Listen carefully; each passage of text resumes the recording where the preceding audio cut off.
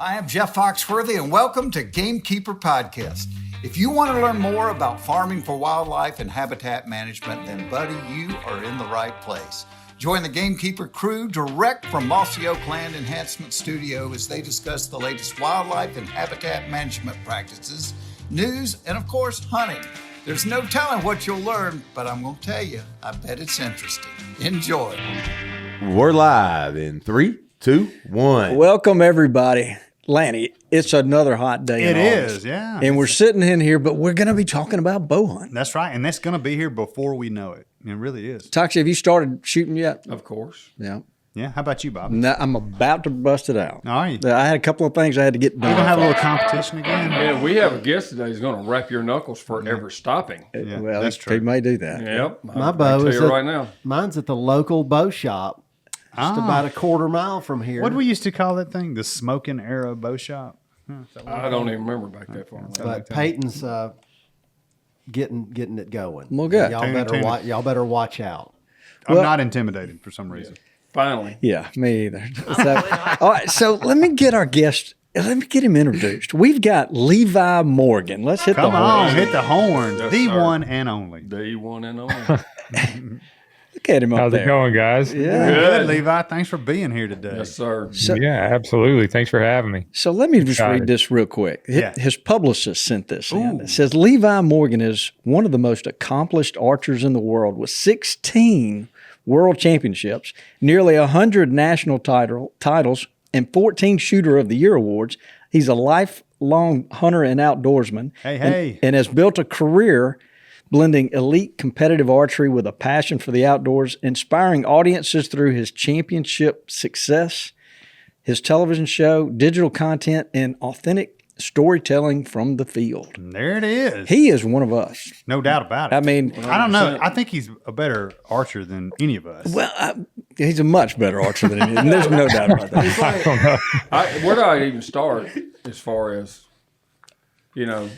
people that fit, that are like us, one of us, that we look up to? I mean, I'm not big on putting people on a pedestal but what I was going to get to is that, industry kind of full of jaded, like, personalities or known figures. I ever use the word celebrity. That's a terrible word to me for anything in the hunting industry or even archery.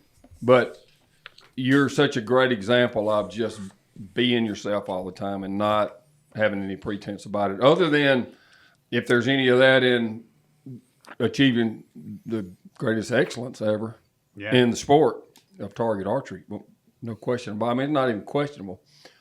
No, thank you guys. I appreciate you saying that. I don't know that I'm smart enough to be any other way. So No, I always said it's too much work. It's just too much work for me. I appreciate that a whole lot. Yeah. Levi, Wears me out. did you say you've got football practice this afternoon? Are you coaching, or what are you doing? no, my oldest, I coach their baseball. My oldest and my middle boy, but football, I'm just a dad in the stands, but I'm just going to watch. There you go. Do you get nervous watching them play football?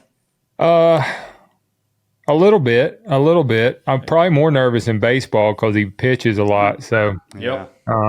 I think I'll pace a dang dirt path around the fence whenever he's pitching, but not too much in football. It's a little more fast paced, not as much time to think, I guess. But last year was his first year playing football, and I was a little bit nervous. But then after a couple games, it was just kind of fun.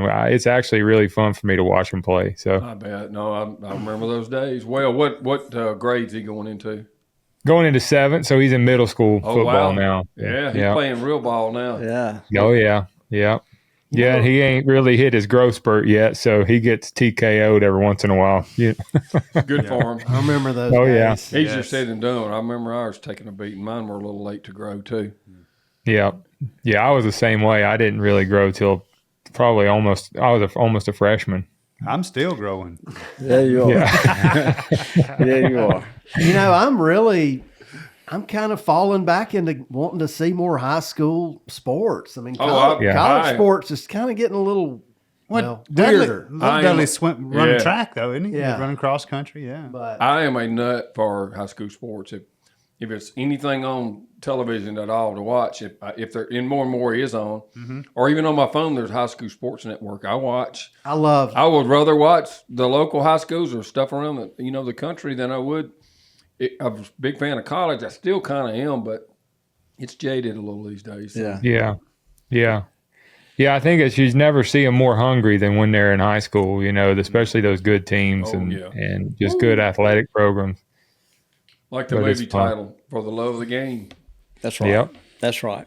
Well, Levi, what we want to try to do today, we want to learn a little bit about you, and we want to try to learn how we can make ourselves and our listeners better archers, better bow hunters. And 100%. When that moment comes when you've got to keep it all together, be able to do it, because it's hard to keep it all together. That makes you a better gamekeeper too now. I mean, because shot placement, especially with archery equipment, it's hugely important. So, yeah. Levi, did I hear that? Have you got a farm there in Pennsylvania that you're managing?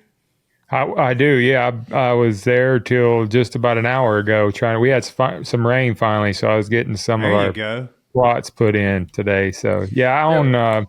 We bought 550 acres here a couple years ago, and then we lease another 600 that joins it. So we control quite a bit there. That's awesome. Oh yeah, that's a big old chunk. We ought to go see it this spring. Yeah, Bobby, watch out. Come on, it's full of turkeys. I can promise you. So come on, Bobby will be sleeping in your mailbox waiting on it. We could work on some. You give him some pointers on his shooting while you're up there. He needs to get to 20 of these world championships. We could help. Hey, come on! I didn't even go out for myself this year. I just watched other people shoot them. So I trade turkey hunting for deer hunting permission. So we're going to work something out here. I'm going to tell you right now. Yep. Yeah, we will. We'll let's cut that out. Yeah, Richie, we'll get back edit to that time code. Don't let anybody know that, please. Thank you.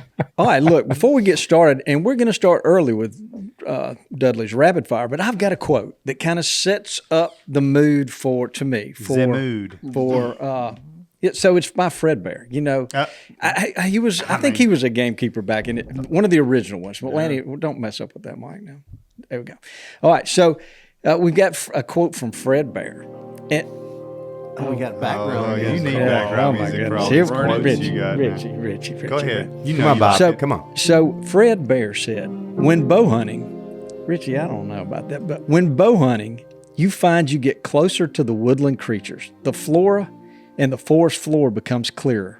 You look at things more closely. You're more aware.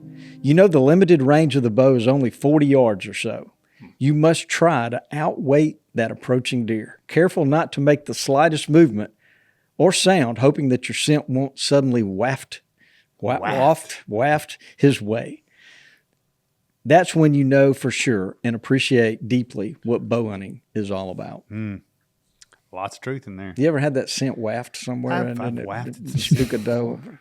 But I think, Toxie, said it best to me a long time ago about bow hunting, and it's just that. It's about how close you can get. I like it all, but I know when I'm sitting in a tree with a bow in my hand, I can sit a lot longer. Oh, yeah. No. Or I don't really lose my attention span. But when I'm sitting like in a shooting house, and I like doing that too with my gun, looking over a field, I cannot make myself sit there that long. But, when you're in the woods, looking to 360, trying to see that flicker of an ear or something instead of just waiting for something to walk out. Sure. It's more fun to me. Hey, Levi, what do you think it is that's deeper? I mean, there's definitely something just long and short of, killing a Pope and Young and all the great things of killing a good deer or whatever, elk. But there's something just being out there with the bow as opposed with something else. What is it? There's something that's more connective to me. Yeah, there's no doubt. I think, I kind of got this reputation, I think, early on of people thought I was trying to see how far I could shoot stuff, and it wasn't the case. It's always the goal to shoot them at the top pin, 20 yards and 10 yards and all that. My deal was I'm not going to watch it walk away if I don't have to, Absolutely. But, what's really been cool for me I almost like relearn bow hunting the last couple of years with my oldest, because he started hunting, and to what you were saying a second ago, he killed a deer out of one of our box blinds with a bow when he was 10. But then he's like, Dad, I want to do it like you do. I want to go hunt in a tree stand in the woods. And so the first year he missed one and had a ton of close encounters, but moved, or they winded us, or something crazy happened. And he just loved being in the tree and being surrounded by it. And like his attention span even was way more, but it was just cool kind of going back and like a fox would run through, or a coyote, and he would his eyes would be this big around. He's like, that was so cool. And stuff that we take for granted, I think now, or, it's just like a stupid raccoon walking through the woods, and he just thought it was the coolest thing ever. So just kind of getting to experience all that over again with him and see it through his eyes has been really, really cool. But bow hunting is something I feel like I've fall in love with more every year. I just, the whole game behind it, it's not even the killing the deer part. And I was talking with Andy the other day about that. It's really just the strategy and planning and this. I love hanging stands. I love planting food plots. I love growing deer from, a year and a half old and seeing what they can turn into, the whole side of it. And just sitting out there and waiting, kind of the journey is the fun part for me. So that's like everything about it. He said it perfect. Everything about it. Yeah. So Levi, let's hang on.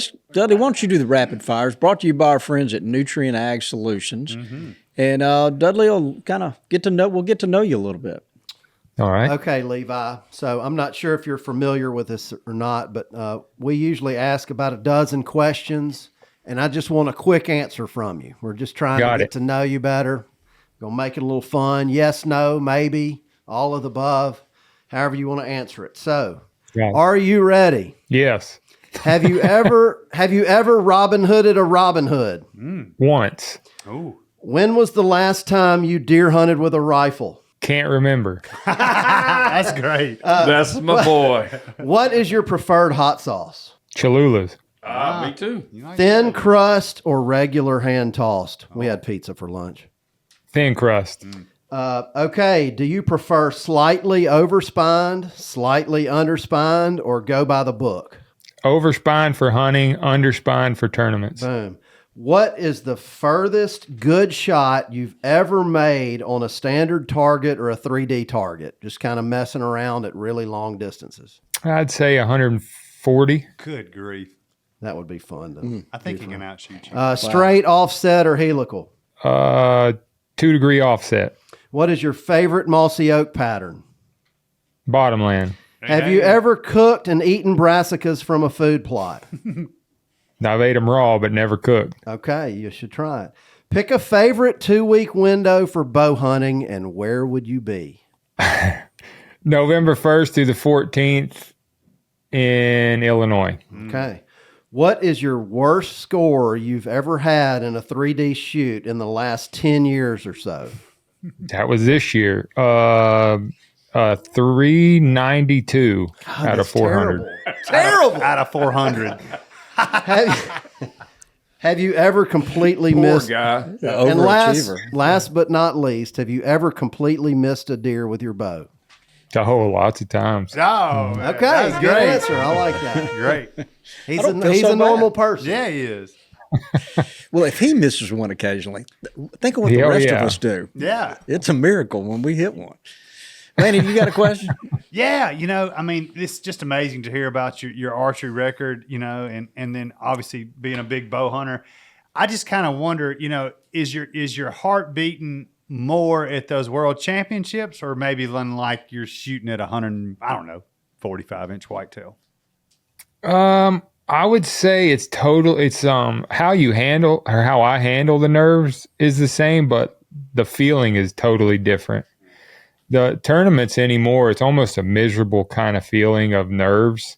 And hunting, it's a more excited feel. I don't know why it turned into that, but I think just the expectation that comes along with all the tournaments at this point, that it's almost like a miserable, want to throw up kind of feeling inside of nerves. And then hunting is just way more excitement, way more fun. to me. But you still have that nerves, heart rate elevated, all those things. And kind of the way I deal with that and shoot a great shot through it is the same, but the feeling is different. And can you describe what you do mentally to prepare yourself? Yeah, it's more of just a couple cues, I think, in my shot process. And that's one thing tournaments have really forced me to have to do, is learn to deal with all the ways I fail when I'm nervous like that, because I think that's what it teaches you more than anything is all the ways you screw up when your mind blanks out and all you are supposed to do is make one good shot and it's all over, And so for me, it's just focusing on what I want to happen instead of what could go wrong. Yeah. And that's really it's kind of like the skiing analogy of the guy skiing down a mountain that thinking don't hit the tree, and every time he thinks that, he hits the tree, So right. It's more of a focusing on exactly where I want the arrow to go, exactly the shot I want to make. A lot of visualization stuff, which I used to think was silly in my early 20s, but back then I felt like I couldn't lose. I couldn't do anything wrong. But the more I've been faced with adversity and competing, I've had to really kind of learn different things that mentally strengthen my game on that side of things. So I think it's just, even sitting in a tree, just being prepared for the situation. When something happens, it's not the first time you've thought about how you're going to handle it. I think that's what happens to a lot of people, is even in tournament archery, they don't expect to be standing there on that last arrow. And so when they are, they don't know how, they haven't went through this yet, And for me, I want to went through this a million times in my head before it ever happens, and how I'm going to approach it and my thought process through it. And I do the same thing when I'm sitting in the woods. If a deer comes out over here on this side and comes in, how am I going to handle it? Or if, this situation arises, how am I going to handle it? And so I think just being mentally prepared for that and feeling like you deserve to be standing there is very important for me. It's kind of hard to really describe how to actually handle the nerves, but I think most people don't like the feeling of nerves, and so they don't ever put themselves in that situation. They don't like shooting around other people. They want to practice by themselves in the backyard, and because that's where they're comfortable. But that doesn't really prepare you for that situation where there's something riding on a shot, Oh yeah. Hey, didn't you tell me one time that when you were younger and your ambitions were high and you're practicing and learning, that your dad used to do stuff and mess with you, try to to teach you not to get distracted and all? Oh, my dad used to. That's so funny. Actually, one of the things he used to do, I used to have a crush on who's now my wife, Samantha, when I was a kid. That worked out. And he used to sing. Her last name was Samantha Klein. Her last name was Klein. He used to sing Samantha Klein, you're so fine, right in my ear while I was shooting. He would lock me out of the house until I made a certain amount of shots. I remember I had target panic as a kid, and we had a groundhog target. I remember standing outside, and I had to put all 6 arrows in the 10 ring before I could come inside, and it was like midnight. And I remember my mom crying inside, my dad standing at the door with his arms folded, and I finally got him in there, though. Wow. He'd be trying when you're trying to shoot, and he was like messing with your ear, and all kinds of stuff. When you were shooting, he would just. Yep. That was always my dad's biggest thing growing up, was just blocking out everything around me. And it worked too. Hyper. Oh yeah. Big time. Yeah. And what you said about the mental game, playing it out in your mind beforehand, it makes a lot of sense. Yeah. So Levi, I want to ask this, and you may have partially answered this already, and I think I'm speaking for a lot of guys when I ask this question, but I can practice and just feel very confident in myself. And then when I'm in the tree stand and a deer shows up, and sometimes draw your bow back. About 50% of the time, I just lose my mind as to what's going on, and I have to catch myself and bring myself back to come back together. Yeah. But I don't. Why does that happen to people? Because you love it. That's right. Yeah, I think you care. If you care about what you're doing, I think that's the moment you're waited for. So it builds up a little bit of anxiety in there, But the fact that you can get a hold of yourself, and you try to get a hold of yourself, is the key. You don't let it just spiral and turn into and sometimes it's inevitable. because it's such an uncontrollable environment hunting is. I think that's probably the biggest difference in tournament archery and hunting for me is I know that target's not going to run away and it's not going to win me. I got a allotted amount of time. It's controlled. In hunting, there's that added anxiety because it's such an uncontrolled environment, and you don't know if this is the last opportunity you're ever going to get at this deer, or even this year or what. So there's a little more built up anxiety, but just being able to reel yourself in and get it together is a good thing, because I think most people probably don't know how to do that, or don't even attempt to until it's too late. So I remember a sports psychologist one time. I listened to him talk when the kids they were playing in like some kind of 12-year-old World Series thing they were in, and they got to go to. Anyway, and the guy was a sports psychologist, actually worked for the Atlanta Braves and stuff. But basically what he was talking about is focus on what to do, not thinking about what not to do. And especially with coaches, instead of like, they're batting, it's like, don't drop your elbow. Don't all this stuff. Don't even talk about what not to do. Talk about what to do. And, it makes a lot of sense in a lot of things, honestly. But listen to him talk about archery and conditioning himself mentally to be where he is. It reminded me of that guy talking about that.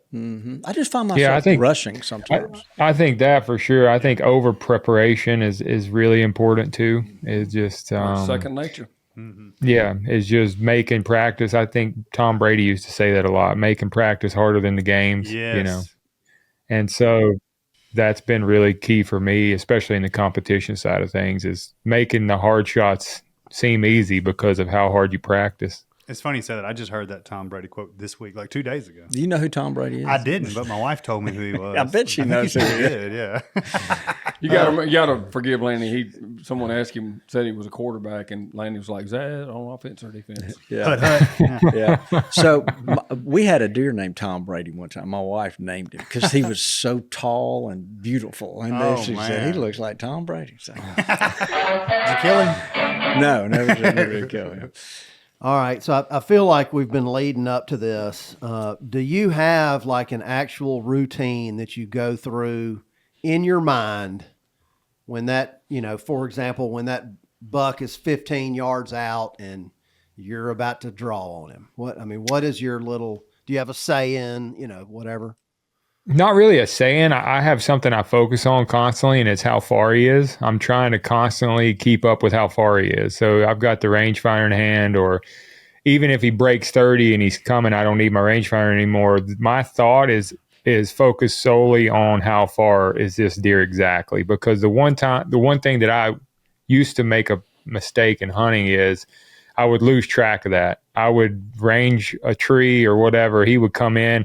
I would hit full draw, and then right before, as I started executing, I'm trying to remember how far he is, and I found myself just putting multiple pins and just taking shots I shouldn't take, or not being prepared for that. So it's been a good thing for me to just keep my mind focused on keeping up with exactly how far the deer is, so that when I come to full draw, that window of execution is a lot smaller, and so it also keeps my mind occupied, and I don't start thinking about what not to do and how many ways I could screw up this shot, So the main thing for me that I try to focus on always is just how far he is every step. If he breaks 30, I'm still trying to keep up. Okay, he's probably 26. Now he's probably 22. Okay, he went back out. He's probably 24. And then, that way I don't lose myself in there or have that need to re-range, or I have the confidence to make the shot whenever I hit full draw. I think it's so important to know exactly how far an animal is when you're shooting. So, how many on your hunting setup? How many pounds are you shooting? On my hunting stuff, between 75 and 80 normally. Even on my competition stuff, it's 74 pounds. So. And then, in addition to your archery, are you training in any specific ways, weight training or high intensity interval training, or any kind of that to make you better? Yeah, I've always, for the last 10 or 15 years, I've weight trained. I've done it several different ways. I've got a little bigger and stronger and bulkier, and that's not great for shooting. So just staying lean is really important for me. Mm-hmm. shooting, but my kids are getting into it. So we put a gym in here at home, and I weight train at home, and it really does make a difference. But it's another thing. Like a lot of the guys on tournaments, we kind of made a joke about it this past weekend at Worlds. Is like all the top guys, it seems like, are either overweight or have zero muscle whatsoever. And for me, it's always just been more important mentally for me than physically to train. Yeah. Because of what I said a minute ago is when I'm standing on the last arrow, I want to feel like I deserve to be there. And I've put everything, like I've trained every possible way, physically, mentally, spiritually, emotionally, to be standing here and to make this shot. And so for me, it's just a mental check for me when I'm standing there to go, I've done everything I can do. So now, let the good Lord handle the rest. Yeah. So yeah, very disciplined, sounds like. Yeah. Yeah. So at 74 pounds, can you shoot one pin out to 30 yards? Yeah, especially with last year, I would say, for the last 5 or 6 years, I've been able to shoot one pin to 30. Oh, that's got to be helpful because I'm not shooting as much weight as he is, Blaney. It No. might surprise you. But so that knowing that yardage is really critical. Yeah, and my draw length's 31, so speed That'll help. Yeah, it's not a problem. I wouldn't think for so. sure. So with more speed, do you find there's not much, because what's the difference? I guess the only issue is talk to us about really close. There's two really close. There's one if you happen to be on the ground, but then there's that elevated shot really close. And, I've noticed if you're not careful, someone takes that shot, they're not considering how that bow shoots almost straight down. And secondly, they don't need to have the same anchor point. You got to raise up on the top of the back just about, or you'll just clip one side, Mm-hmm. Yeah, you're absolutely right.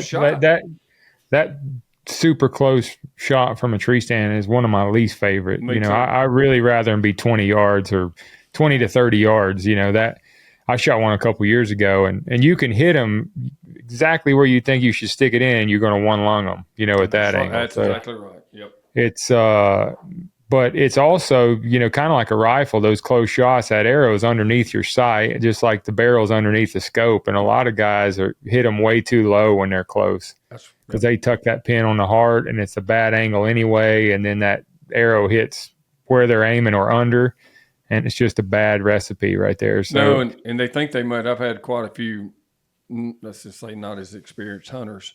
And honestly, I would just, unless I don't know, I would almost not even want to take that shot, like you said. Yeah, but let them walk a couple more steps. Yeah, but they shoot down one side and actually shoots lower than their aim point, and then they think they made a great shot. There's blood everywhere because it blows all the way through, so you got an exit wound and lots of blood. But then once you track just a little way, you could realize what happened. Yeah. Yeah, for sure. I don't like that shot. I mean, I've taken it a couple times just because I had to, and almost try to shoot them down through the shoulder blades at that point. Yep. So Levi, do you put some parameters on yourself? Like, do you have a limit? Like, I'm not going to shoot past 45 yards or something. No, I normally sight my bow in however far I can get clearance just to have it sighted in, just because I never know the situation. I put my limits on the situation, not before I go, really. It's more situational, how if the wind's blowing, if the animal's super alert, that kind of situation. Not really any limits before I go. Obviously, the bow itself is going to have limits. My setup will have limits on how far I can accurately shoot it. But, out to 100 yards, I don't really put any limits on it. And I sight in further than that just because mainly follow-up shots. If the first shot isn't perfect, I'm a big fan of keep shooting until you can't, So I just like to have all my marks dialed in so I can follow one up if I need to. And I killed my biggest mule deer a long ways. But I also last year had a bigger mule deer that I pulled back on and let down and wouldn't take the shot because my pin movement was too much. So those limits I kind of put on myself at the time because I feel like I've shot under pressure so much that I know when I'm about to make a bad shot and when I'm not. And so I kind of put those limits on myself in the moment. On your sights for hunting, do you have one pin, one adjustable pin, or do you have multiple pins that are fixed? Yeah, I shoot a 5-pin and then it's on a mover. So I use my bottom pin as the one I use, like if I move it. So it's 20 through 60. And then if I shoot at 70, I just scroll my indicator to 70 and use my bottom pin. Gotcha. Wow. Makes a lot of sense. Yeah, it does. Yeah, well, I like the fact that he makes these mental calculations as to yes or no. That's just wisdom. Yeah, and I mean, just talking there, his pin movement was too much. Well, different. He didn't even mention different animals. What you shooting a elk or moose or something is completely different than a whitetail. That's you know, and not to mention you likely the whitetails in the woods, and you can, you know, the phobia for me is just I've done it so much you hit something even though you scanned everything. There's something you didn't see, twig something, you know, to deflect the shot too. Yeah, and if you're confident with your shot, and like he said, there's no wind, the deer isn't spooked. Yeah. You know, you take a shot at a spooked deer. I mean, arrow's liable to hit the ground where they were, and the deer already be 7 or 8 yards away. Yeah. Oh yeah. So true. It is. And You know, it's crazy. Their reflexes. It just is incredible. Oh yeah, it's wild. And I think, you know, a lot of that too is them reacting to arrow noise. Sure. 100%. And we used to say you jump in a string, and some of it is that, but a lot of it's the arrow that. Just we watched a ton of film back, and it was like, why is the only deer that ducks in the food plot or the woods when I shoot are the one the arrow is going at? You know, the other ones just kind of look around. And so my least favorite yardage to shoot a deer is that 40 to 50 yard range, because they hear the bow very loudly, they hear the arrow, and they still have time to react. You know, what I found is when I shoot stuff at long ways off, if I have a really quiet arrow set up, they don't even react most of the time. That arrow hits them, and because that bow noise is so far away that it's not an imminent threat to them. But at 40 yards, that's very loud to a deer, so their instincts kick in and they're reacting to that, and then they hear that arrow coming at them, and it's I've seen more movement at 40 to 50 than probably any yardage. That's interesting. So if you've got a mature buck out in front of you at 35 yards, had you rather his head be up or down when you take the shot? It depends on if he's feeding in a food plot or something. I'd rather his head be down. If he's, you know, milling through the woods and there's no rhyme or reason to what he's doing, I want him to be completely stopped. I'd rather stop him and him be alert so he doesn't take that step right as I fire the shot or something like that. I don't like shooting him walking at all, so I would rather him be stopped as to not knowing when he's about to take that next step. Yeah, as fast as your bow is, tell people like, so let's just say 35, a walking deer at a normal walking pace, how far you have to lead that deer, even as fast as your bow shoots? I mean, it'd have to be up like near the brisket, maybe even further, you know. And the problem is, by the time your mind tells you to fire now and then your body does it, it's moved a little bit. It's very hard to shoot a moving target with a bow. It's especially if you're, you know, shooting a surprise shot or squeezing the trigger or whatever, you know. And so it's just not an ideal thing. I've done it when they're really close, and I've been a few times I'm scared to stop them if it's super quiet in the woods and they're 10 yards, you know, and because there's so many times you throw that meh out there and they just, you know, blow out of the woods. And so I'll do it if they're really, really close, because there's no lag in that where you fire the shot to where you hit, really. So yeah, I was going to ask you, and I think you do the meh. So Landy, what do you do? What do you use to stop? I'm a meh. Yeah. Are you loud or soft? Well, it depends. You know, it depends. If they're way out there, I'll sure enough holler at them. Oh yeah, but I don't do the old hey. I'm always up. Have you ever had one out there moving? I'm asking you this too, Levi. And you're trying to get that shot, and you do that, and they don't stop. They just keep walking. Then you guys say, hey. Yeah, that's when I start going all to pieces. Oh my gosh, what am I going? It happens. Yeah. A lot of those old deer are about deaf. I think them old ones, they get on a doe or something and they don't hear anything. That's the problem with the rut. They always running around and won't stop. Yeah. Yep. Levi, so on a typical day, how many arrows are you shooting? Before I had kids, it was a lot. Now it's not as much. They tend to take up some time. Priorities. Yeah, priorities have definitely changed. When I was when I was really hungry and chasing that, trying to be the best in the world and all that, I was laying rock. I was doing masonry work, and then I would literally come home and shoot till dark, and that was every day. So it was hours, every weekend, hours. And then started having kids and priorities started changing. Now I probably shoot, I would say if I'm going to a major event, I'm shooting every day that week leading up to the event. And every other week is probably 2 or 3 days a week for 30 minutes to an hour, just trying to keep myself sharp, trying to make sure my equipment's dialed and all that. So I really focus on that week of, taking a lot of confidence into that event. And hunting season, it's every day. If you come in at lunch and fling a few, make sure your stuff's still on, or you get in that rut grind and your hunting day to light to dark. Sometimes you go a week and not fire an arrow, and it's probably not a good thing, but it's just the way it is. Try to get the headlights out and shoot a couple and do a block target or something. But a lot more shooting in competition season than hunting. Levi, do you know another world-class professional athlete who began his career as a mason? That's kind of a little bit of trivia here. Oh, you got an answer?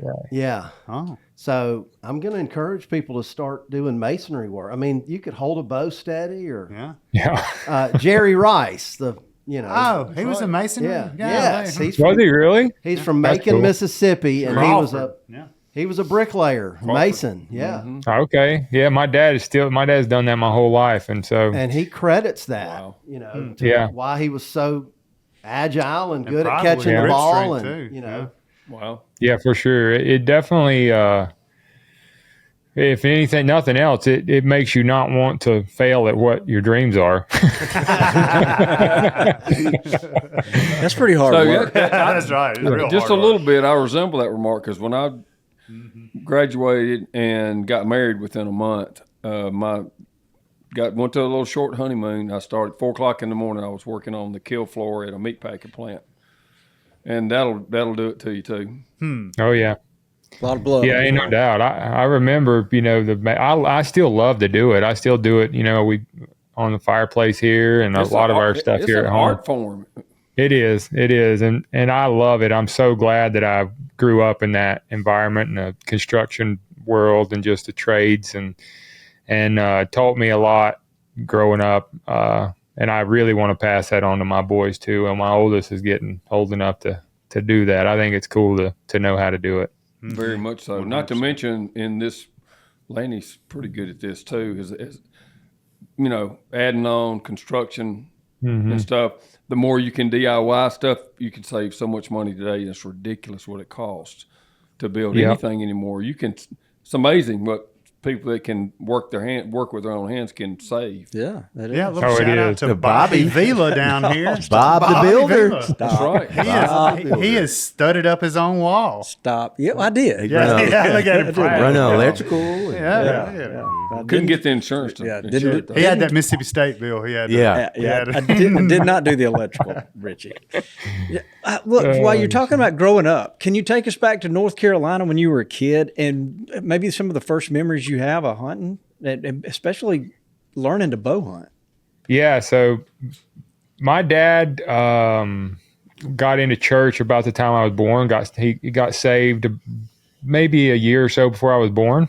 And so some of the guys at church actually got my dad into hunting. So I really learned with my dad. He was obviously taught me everything, but he was just learning to hunt too. So it was a really cool experience. I grew up hunting like Pisgah National Forest, public land right there in western North Carolina, and then going down to game lands in Abbeville, South Carolina, which was about an hour and a half away. Hunted a lot of that stuff. That's where I killed my first several deer, was on those game lands in South Carolina. And then my dad, being a rock mason, actually would go to Elberton, Georgia a lot, to those quarries and get rock. And he started getting permission to hunt some of those quarries in Elberton, Georgia. So that's kind of that's as far as I ever went hunting as a kid. shot my first buck with a bow when I was 12 on South Carolina. So, I mean, just all public land stuff, same as most people getting started, and staying in a camper. And, I just remember shooting, it was like a 90-inch 8-point, and taking that thing back to camp. And I remember people being like, that's my dream buck, and that's just kind of like top end of where we grew up, and, but it also, in that struggle, I think is where I fell in love with it, because honest to God, it was a legal deer walked by, you were shooting it. Yeah. Buck days, I hated buck only days as a kid. I love doe days, dude. I wanted to shoot those. I still love them. I would get them all the time. Yeah. I mean, you can't get good at bow hunting without shooting not doe. shooting. Oh, yeah. That's right. Exactly. No, and so I remember on a buck only days, I could see a deer legs coming. I'd be praying it was a spike or something. Just please have horns, because I'm blowing this thing down. I mean, I grew up rifle hunting, bow hunting, all of it. So If it's brown, it's down. That's right. that's right. That's right. But I I don't know that you ever love hunting more than that, and That's right. it was so much fun. Me and Dad talk about it all the time, just going back down to those old ridges and stuff in South Carolina and North Carolina. And I think me and Micah are going to do that at some point. Just go back to where maybe the ridge where I killed my first buck and go hunt down there for a week or something, just spend some time in the woods, maybe do an episode down there. Just kind of, I would love to do it personally more than anything. So He's I know I've referred to it 10 times now with Daniel's comment about never losing your sense of wonderment for hunting and everything too. And what a great example of that he is. Could just never lose your passion is another way to say it. But that childish sense of wonderment that you had at very first, and maintaining that, and not, and part of that is not, especially with him, he's got every reason to be arrogant. It's crazy, but he's not. And he still loves the things. And I I'd love for you to speak about it a little bit. I know part of that is also because he touched on it. He's a man of faith, big time. yeah. And when you're grounded there, it makes the rest of it go down pretty easy, Yeah. Yeah. I feel very undeserving most of the time. And that's why, people always say that, but it's honest to God. I don't feel like I deserve any of it because I don't, and so none of us do. That's right. Yeah. Right. And it's, I just feel like I failed God in so many ways and have, and just be so selfish at times and just even chasing, honestly, even chasing these tournaments, because it's very hard. It was very hard for me, especially early on, to be chasing this dream, which was a selfish goal. It wasn't like I asked God what he wanted for my life, when I was younger. It's like something I wanted to go do. And then, as I got more in it and got more attention, I wanted more attention. And then, just kind of snowballed into one day I just kind of found myself like, this is not what I wanted. I don't want to be doing anything for just me, and so really had to have a change of heart there. And so I just feel very undeserving, very careful to not think too highly of myself, because I don't want to get into that. I don't want to, I always want to be pointing at what really matters. And that's my goal. I don't always do it well, but that's what I want to do. So.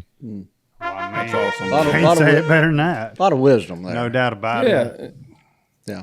That's another little saying I had too. Is like, and similar. It's like, how do you get to a place like that? And it's like, if you put your hand on a red hot stove enough times, you'll finally stop. Yeah. Yeah. And you achieve something, and you achieve something, and then you look at where am I from that? Right. Not to take the fun out of it, honestly, for me, not that I've achieved anything like that, but things, positive things that happen in my life, I feel like it's been enchanting. But then you get there and you go, I'm no better than anybody else. In fact, the more I have going on, the more I feel responsible for everybody, and looking out for their interests over mine anyway. Mm-hmm. And I don't know, it's just something about it when you get there and it's not all you thought it would be. It helps you understand what really does matter to me. Right. And I think that's what I'm speaking 100%. to, Because I'll guess, you can tell me if I'm wrong, it's probably a pretty empty feeling to get all that exhilaration and stuff, and then it wasn't quite what you expected. Yeah, so to feel that empty feeling, there's your faith and your family, and then when you get grounded in that, then hey, I can take it or leave it with the rest. Yeah, for sure. I mean, I can go back to a moment where, you just like, I remember just chasing the tournament thing and hunting stuff, and if I could win a world championship, it would be, that's where it's going to be. And then I'd win and I'd be like, so quickly that was gone. And then you find yourself just looking for the next one. And then, that period of celebration or that feeling of joy was so short. And it was just like, one day I just found myself realizing the only true joy is having peace, with your relationship with God and where your soul is, and it doesn't come from trophies or accomplishments, and it took me a long time to really, I used to say that, but it took me a long time to really learn it and understand that, that if I don't ever win another world championship, it's okay. And and so, I was standing in my trophy room just a few years ago and looking around, and just a very empty feeling of knowing how little it actually matters in the big scheme of things. What you put your whole life in, just hold your goals and everything that's kind of where I stopped. And I was like, God, I want you to take it. If you want me to do something different, I'll do something different. I don't want to do this for me anymore. And so it was just it's kind of one of those moments in my life where I really realized it wasn't about me. It wasn't about what I was able to accomplish personally. It's got to be a lot bigger than that, and a lot more than that. So,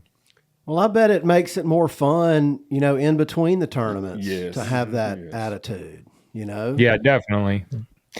For sure. It's just, it's helped me a lot too, just to understand like, hey, if it's a scary thing to say too, and mean, is if God calls you to do something different than what your dream is, that you do it, but I really meant that and still do. And if, I feel pretty ignorant. I try to tell God all the time, I'm very dumb. So you please make it clear for me what I'm supposed to be doing, because Levi, we have the same prayers.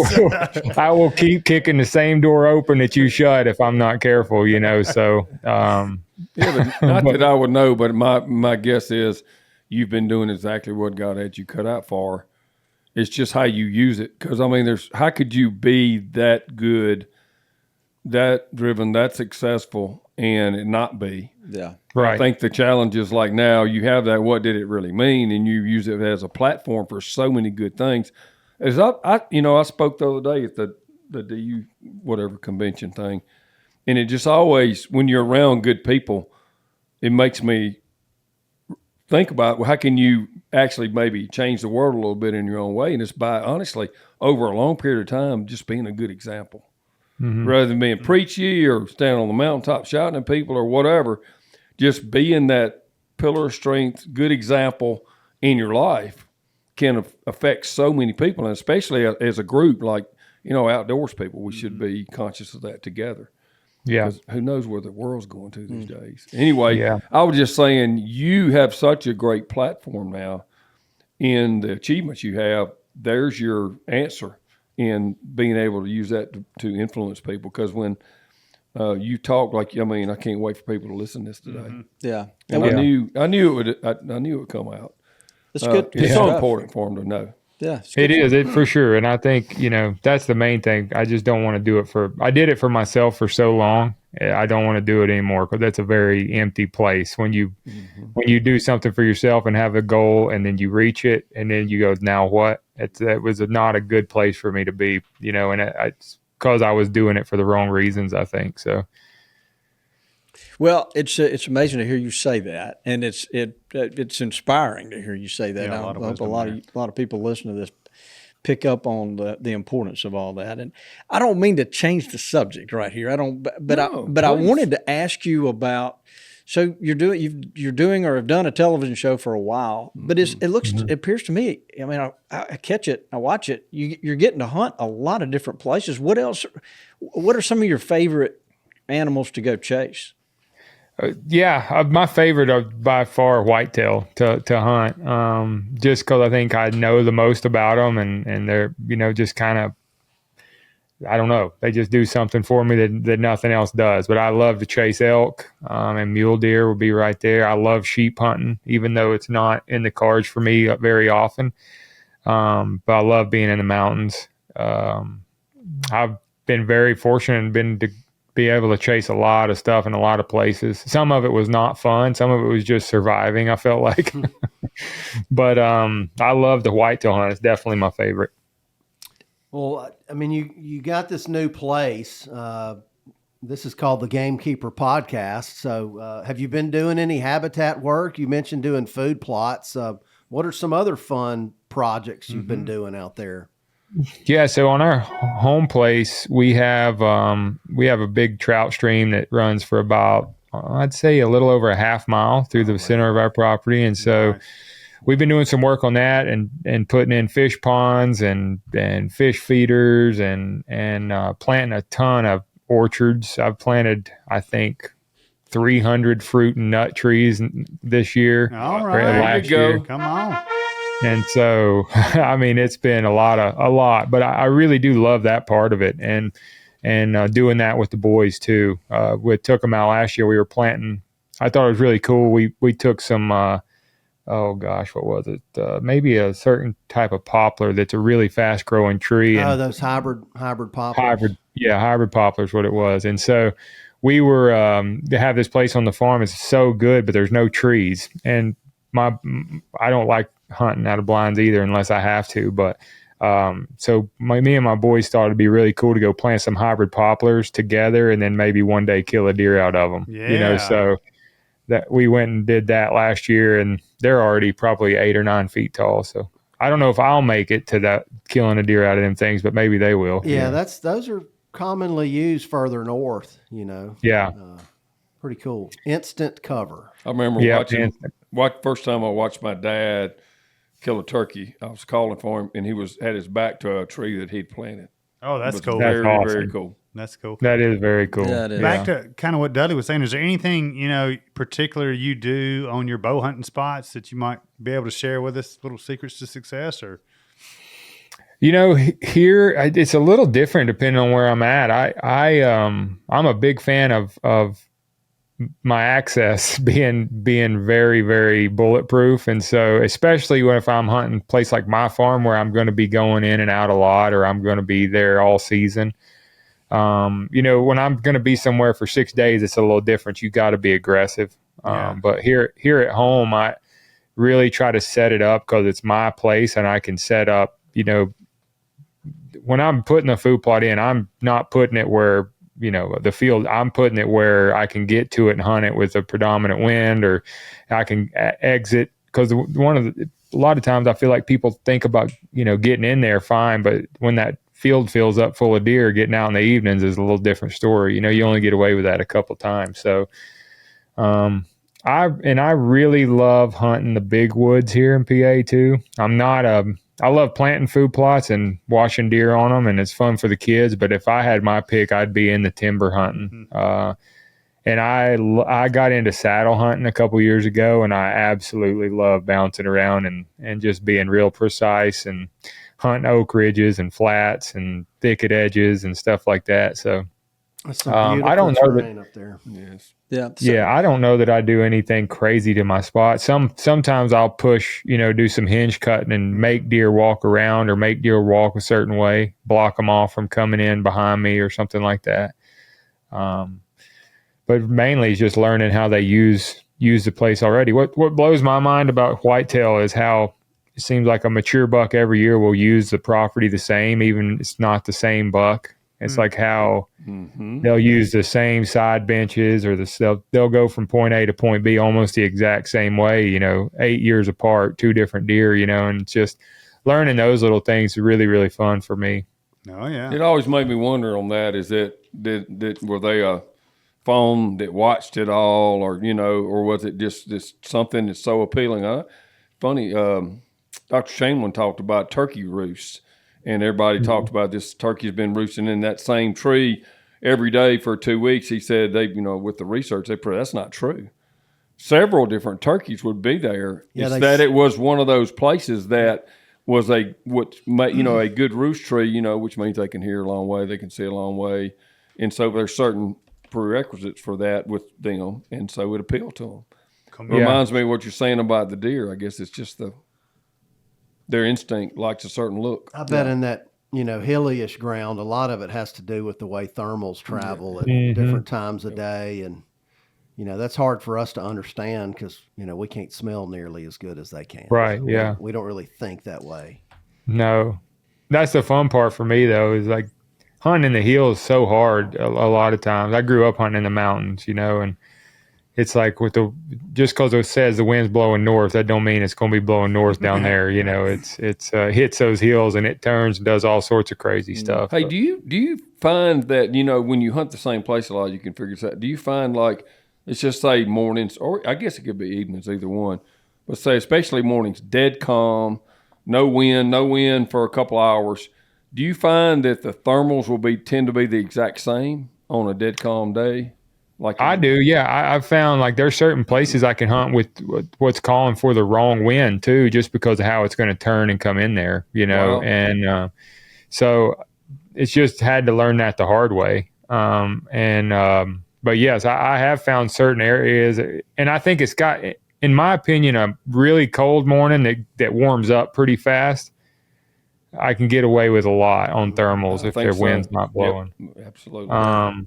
But if it's going to stay cold and low pressure and stuff, I feel like thermals aren't as reliable, I wonder what it is to make deer move so much more on a high pressure day. I guess they feel better. I don't know what it is, but I don't know. I wish I knew. I wish I could figure that out. They do. I mean, it is absolute one of the few certain things about them. I know it, and I wish I could predict when they're going to do that too, because it'll be crazy. All my cameras will be going off. All the mature bucks are on their feet for a 2-day window, and I have no idea what caused them to do that sometimes. And it's like, man, if you could predict that, you could be a lot more successful.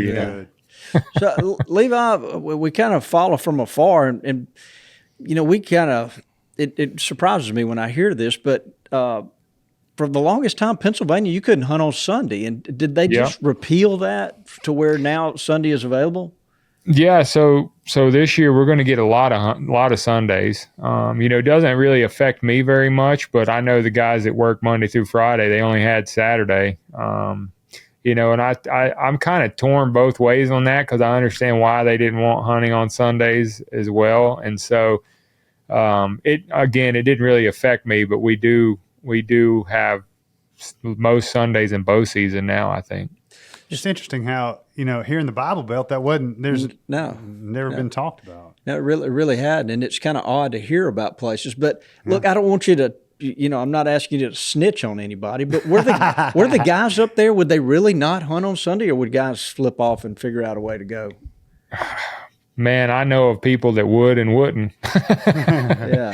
But it's kind of one of those deals where you can't turkey hunt after 12 either, and a lot of guys are turkey hunting after 12. So it's I would say there was a lot of people hunting on Sundays if I had to guess. But we're not allowed to bait either. A lot of guys are hunting over bait, and so it's just one of those things. It's the rule. People only follow. I guess there's only certain people that follow the rules anyway. So, yeah. Pennsylvania's a really interesting state. Very interesting. It's got a lot of wildlife. So many hunters. Very diverse. Lots of hunters. Levi, have you ever been to Blue Ball, Pennsylvania? Oh, no. I don't think so. Where are we going here, Well, Bobby? Oh my gosh! I just Bobby. I heard it. Heard it Is that was an actual place? Yeah, I heard it was a real place in Pennsylvania. Yeah, I bet you did. I did. What is that? What does that Why mean? are we looking for Explain Blue Ball, yourself. Pennsylvania? Mark that time code, Richie. I don't know where we're going with this. Where did that come from? Bobby? Well, when I'm doing my journalistic research, that was a Is question. that I wanted to like where ask. they make waders? Oh, that's Red Ball. The Red Ball. Red Ball, yeah. Which could be That's Blue it. Ball, depending on the situation. How cold it is. Yeah. Yeah. Levi, do you ever get to do any duck hunting? I've duck hunted twice. I duck hunted twice. Once with Andy Morgan down in his West Tennessee spot, and once with the Primos boys at Cottonmouth. Hey, come on. Yeah, How about that? and that's my two duck hunt. I had fun. I just don't know anything about it. I didn't grow up duck hunting really, so I've just been a trigger guy when we go. How about that's a good speaking of role that? When I think someone is supremely excellent as you as archery, and then you said something about waterfowl. I don't know why, but have you ever seen anybody like Tim Wells shooting? Shooting doves out of there. Shooting doves. I know he shoots a lot of arrows doing it, but Yeah. I've never seen anybody like him. I've shot with him a little bit, like at Bowfest and some stuff like that. He's just a blast to be around, and he will shoot air. He's not afraid to shoot. I can promise you. As long as there's an arrow in there, there's hope. That's right. Just goofing around. Do you ever shoot without sights like Tim can? No. I've noticed That's a pretty sometimes. firm no. I hadn't been with him, but I'm watching him on a little bit on some of the stuff, and he's actually shooting with a sight sometimes, even in the air. I guess you can do it either way. He's just very good instinct shooter, and I've never took the time to even be decent at that. I don't even know where to start. A lot of people want me to go shoot one with a longbow, and I'm like, man, I just can't. I'm scared to death to take a longbow in the woods. Well, I mean, and I appreciate the challenge of it, but I've always been like, and I'm not super great, especially today, getting older. But I can't stomach making a bad shot. No matter how good you are, it's going to happen. Right. But something that decreases my chances of accuracy, I have a hard time with. And I realize, I've always said, just don't take a shot further than your that can be do accurate. So if you're not any better instinctively more than 10 yards, don't shoot more than 10 yards. But still, it's just hard for me to go down that road. Yeah, if I was a competitive archer, I wouldn't even consider doing that because it could probably throw you out of your up. Yeah. I swapped over to it for about 5 years and obsessed over it. And when I tried to pick up a compound, I would cant it. I would pull it back and release it just immediately. It took a while to get back to normal. Yeah, for sure. I think it's two different worlds for sure. And I have a lot of respect for guys that go do that. That's my worst nightmare, to be honest with you. Well, one is a science. What you do is a science, and what they do is an art form almost. Yeah, it is. And it's no doubt the purest form of it. And it's like, but that's not, no, I feel like I'd be starting over, and I'm like, I've spent too much time being a proficient with a bow to go backwards. I feel like at this point, maybe later in life, I'll do it. But right now I don't foresee that. So Levi, let me ask this. So you said you like setting up stands and whatnot. Kind of walk us through things that you look for when you're setting up a stand. What are like 4 or 5 things that you make sure you do before you leave that stand and leave it alone to be hunted later? Right? I'm speaking of like, are you cutting limbs above or cutting little shooting lanes, that sort of thing? Yeah, definitely. We just went and prepped a farm in one of our leases in Illinois, and the biggest thing I look for is what's going to happen when the leaves come off. Because I feel like so many times in the past you leave a tree and think you got cover, and then you go back and hunt it in mid-November and the leaves are gone and it's just a bare tree and no back cover. So the main thing is I want to have a ton of back cover, whether that's more trees or even oaks that are going to hold their leaves a lot longer than the other ones or whatever. So I'm really trying to find multiple trunks if I can when I'm hanging a stand. I like to hunt high. I'm that 25-foot range is probably a good average for where we're at, mainly because there's always 2 of us in the tree too. And so that's one of the things I really love about saddle hunting is that I'm always using the tree for cover. I'm on the back side of it, almost like the old climbers growing up, but where you're keeping the tree between you and the deer as well. That's one of the reasons I really like that a lot. But if just lock on stuff, I want to cut as little as I can get away with cutting normally. And if I'm hunting the edge of a food plot, I don't like to hang it on the edge. I want to be 10, 15 yards back from the edge. I just feel like deer don't really pay that much attention to what's going on up in the trees back in the woods. But if you're stuck out over the food plot, it's a nightmare for me anyway. So really, I cut as little as possible to still be able to shoot. Makes a lot of sense. Oh yeah. You know, and Lanny, are you paying attention to him? No. So, Lanny, you're Bobby. putting stands that high, Yes. but are you? What are you doing? Are you cutting shooting lanes out in the woods? For bow hunting, obviously we cut shooting lanes out in the woods.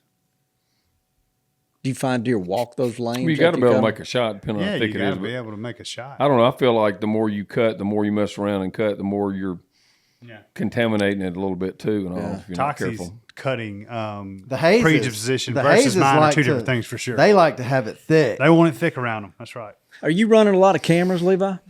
I don't know. I'm probably running 80 or so of them right now. There you go. Yeah. I got Eyes to on get the more prize. cameras. Yeah, you can't have too many eyes. Yeah, right. that's Yeah. It's crazy. You know, we were talking about that the other day, is how far that's came and like just how it's changed hunting. Yeah, I remember me and Dad had one of those original ones that you pull the string across and, Oh yeah. and it only triggered one time and you didn't even know what it was, you know. And you I run remember to get the thinking film that- developed. Oh, what do we got? no, yeah, because no. I stood in 1 hour photo at Walmart a lot. Yep. Well, what he was talking about, Lanny, was a trail timer. No, I know. Yeah. Oh yeah, that was Yeah, the first trail one. timer. Yeah. Yeah, with the string across the trail. Yeah. Well, you still had to develop the film, Bobby. No, there was No, no, no, film. No, was no film. that didn't give you a picture. All it did was, Oh. yeah, the first one only just said something tripped it. It didn't Yeah. say what it Yeah. was. Yeah, you don't know what it was. My bad. Somebody could. I mean, a limb could have fallen and hit it, and you knew Yeah, it. At 3:23, something came It through. just gave you a time and date. That was it. Yeah, I never Yeah. used those. Yeah, that's old school. I remember. I seeing them remember in the catalogs. thinking, man, this is crazy technology, and now we're getting pictures sitting at home. Constantly. Yeah, we are. Speaking of, let me check. Yeah, don't even Yeah, start with yeah, here. yeah. So, Richie, why don't we ask we've got a Levi? We've got a trivia question we prepared just for you. All right. And All right. our trivia is brought to us by. Our buddies at the Peanut Patch. Oh man, Do you like boiled peanuts, Levi? I love bull peanuts. We do too. Yep. Peanut Patch has got the best. Yep. So Okay. a listener left a review, Red Hunter 1970. Wonder when he was born. yeah. Now y'all listen to this review. He left This is a review. suspicious. Yeah. Uh-oh. Awesome podcast, 5 stars, always entertaining and intriguing. I'm ready for the next one. Keep up the great work. Richie's killing it. Oh, was that your mom? That is Did so you put your suspicious. mom up to that? No, 19. Well, I don't want No, to say that. no, but 1970. Yeah, that's not gonna work out. Could be his wife. That's actually Richie. No, not my wife. That's Richie's. We need to look up the IP address of whoever's. Yeah, that's Richie's second account. Yeah, That yeah. is. Hey, I will That's my echo. Chase Hunt. Yeah, that might be. Yeah. I say it all the time. Richie's killing us. He is killing us. Oh, Richie's doing a great He's been job. waiting on that all week to say Yeah. that right there. Well, So- all right. Hey, look, he's producing the best TV we've ever cranked out. It's here. coming out good. That's think so, right. too, Yeah, yeah. good stuff. It's good It's stuff. been a lot of good production overall. So, all right. So the trivia here, in relation to hunting whitetail deer, what state or states have the earliest bow hunting opportunities? Ooh. I know this one, I think. Earliest bow hunting opportunities. I would say South Carolina is one of them. Ding, ding, ding, ding. He nailed it. There's one more too than there. That's tied with them. Yeah. August 15th, if I remember right, all these years. Yeah, that's rifle opens up August 15th. Everything. Yeah, Yeah, bow, rifle, everything. But there's another. The low country. There's another state that has. This Has that that same- opens that early. Yeah. Tennessee has a velvet season there. Turkey Huh? season too. You know, we have a velvet season here now. 3 days. Yeah, Mississippi has one too now. Yeah. Florida has an Florida's August early. Yeah, opportunity. that's right. What's interesting about Florida, Should like have known that one. our buddies down near Jacksonville, I don't recall the place's name. It's an incredible place. And they're deer of the ruts in September. Yeah, Mhm. there's so when I was, and I'd heard this before, but in very, very South Florida, they have a July rut. Deer I Meat heard was here that this week too. talking about it. Sure Yeah, was. sure do. So they have a July. But they don't have a July season. They so. have well, it said that some years it's July, late July, and some years it's early August. That when they let the season Like come right in. now. It's just a little area down there. So, but yeah, Levi, you got it right. I'm kind of. Of course he when did. you Of course started he talking did. about South Carolina, I knew you'd get that one right. I'll tell you Yeah, what, 'cause I grew up. What did our listener get? Oh, yeah. Oh yeah, it's how they get a companion's T-shirt. Companions. That's t-shirt. all he getting. I mean, we're gonna give him like a whole grab package and everything. Richie's so this stumping for proves- this guy. Yeah. Proves that Richie's related to whoever left this review. Yeah. Does he wear your same shoe size, Richie? Yeah, he's a 10.5. So he needs some bones. Levi, I just been a lot of fun to talk my to you. God. You're an Yeah, impressive 100%. Man, oh man. Yeah, you're I impressive. just, you know, and Very again, impressive. I like to brag on people, but it's just the truth. It's like, so, and I think a lot of people know this, so I'm not preaching to the choir out there, but, you know, there's so many people to look up to in hunting and all. He is one of those that deserves the accolades, you know, because he's going to turn it back around to good things anyway, but he has, if you want to know who you really look up to and all with accomplishments, is really that kind of person. He is that, and he always has been. And I know, you know, you talk about some of your disappointments in yourself in the past, but that the ability to have that kind of self-awareness is pretty rare in someone that's achieved so much. So I think we could all, including me, could learn from that. So Yeah, no doubt. Well, thank you for being out there for us. Thank you for your service. Big time, yeah. no, I appreciate it, boys. I even hearing that, I feel like I don't deserve that, but I appreciate you saying that. So. Yeah. So Levi, we have a big tournament around here called the GOAT tournament. I knew you were gonna Gamekeeper I Office knew Archer you were gonna tournament. bring this up. We would love for you to come down here and shoot that with us. Yeah. Be the ringer. No. We could bring. You could be the ringer. Bobby loves to shoot at 25 yards, so just Is it a team tournament or is it individual? It's individual. Why would you want him to He could be on my come team. down? yeah, he can shoot for me. It's yeah. Well, when is the GOAT tournament? probably be in September Is that sometime. when we're going to do September. it? As soon as You know, Bobby it's gets like- really dialed in, and then he says, Yeah. "Come on, let's go back here and shoot." Yeah. Oh, they're shooting in the warehouse. It's all It's rigged, fun. but it's fun. It drives me crazy with thinking about liability insurance issues, and they're out there Don't- shooting in a warehouse. You got a lot of insurance. Don't think You're about good. it, Toxie. Just don't. Just don't I think leave about it. town. I don't want to see it.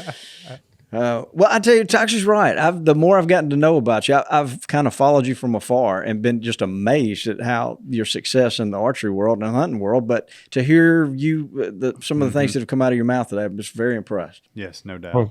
Well, thank you very much. I appreciate that. I've always just said I'm too dumb to quit, so that's why I'm still doing it. Yeah. What about your television show? Where do the guys can watch that?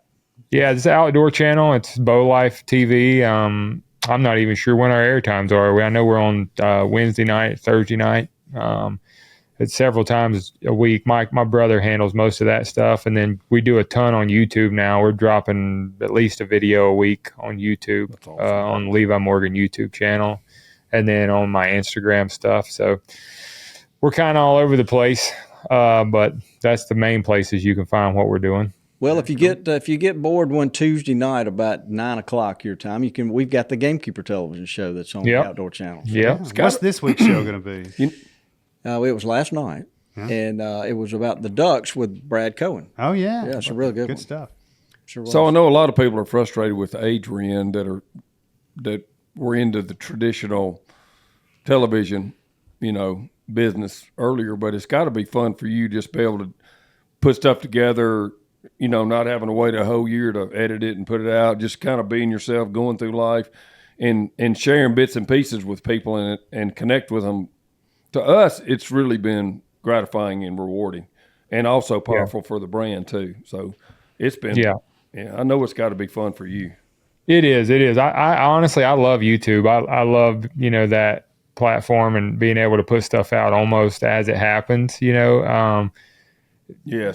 Forever, I just had no interest in doing it. And then we just kind of got to the place where like we need to be doing it. And then as I started it, I was like, this is actually a lot of fun and we enjoy doing it for sure.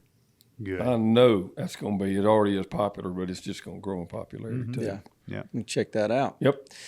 All right, guys, this has been a lot of fun. Levi, you got any stuff. questions for us? No, sir. Thanks for having me on here. Appreciate all you guys and the partnership and Yes, sir. everything. So Heck No, yeah. we're just proud to No proud one to more have you than on me, the I'm team. telling you. Yeah. I'm such a big fan.